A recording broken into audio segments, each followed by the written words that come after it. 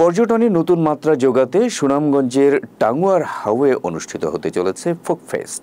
13 September শুক্রবার থেকে 18 September বুধবার সপ্তাহব্যাপী মাটির গন্ধে ভাটির গান আবহে আয়োজনটি করতে যাচ্ছে টাঙ্গুয়ার হাওরের নৌ পর্যটন উদ্যোক্তারা।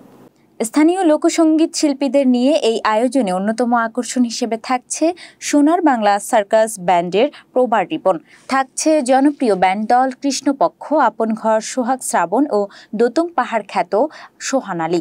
মাঝ হাওরের রাত্রিরে জলবেষ্টিত মঞ্চে আয়োজিত এই উৎসবটি নৌকায় থেকেই উপভোগ করতে পারবেন পর্যটনকারীরা।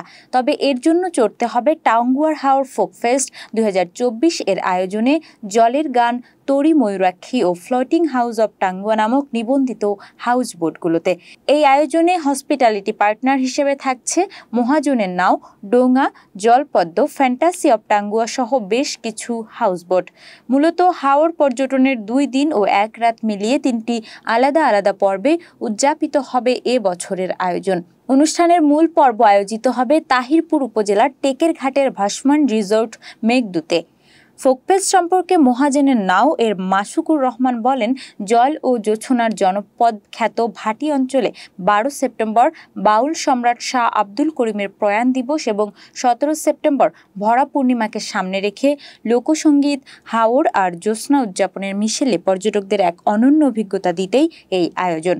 কেবল দর্শনীয় স্থান, মুখরোচক খাবার আর আকর্ষণীয় হাউস বোটে করে নৌবিহারই নয়, হাওর কেন্দ্রিক পর্যটনের একটি বড় অনুষঙ্গ ভাটি বাংলার লোকসঙ্গীত। বাঙালির প্রাণের অনুষঙ্গ লোকগানের রয়েছে অফুরান ভাণ্ডার। এই ভাণ্ডার থেকে কিছু মণিকান্ত ছড়িয়ে দিতেই করা হয়েছে এই আয়োজন। জাদুকাটা নদীর পাড়ে অগ্নি নিভু নিভু আলোয় পূবালি বাতাসের পরশে এই লোকসঙ্গীত উৎসব যেমন ভাটি বাংলার লোকগানের শুদ্ধ চর্চার প্রসার ঘটাবে, তেমনি মানুষে মানুষে তৈরি করবে মেলবন্ধন, খুলে যাবে সাংস্কৃতিক পর্যটনের এক নতুন দুয়ার। এমনটি আশা করেন লোকসঙ্গীত উৎসবের উদ্যোক্তারা।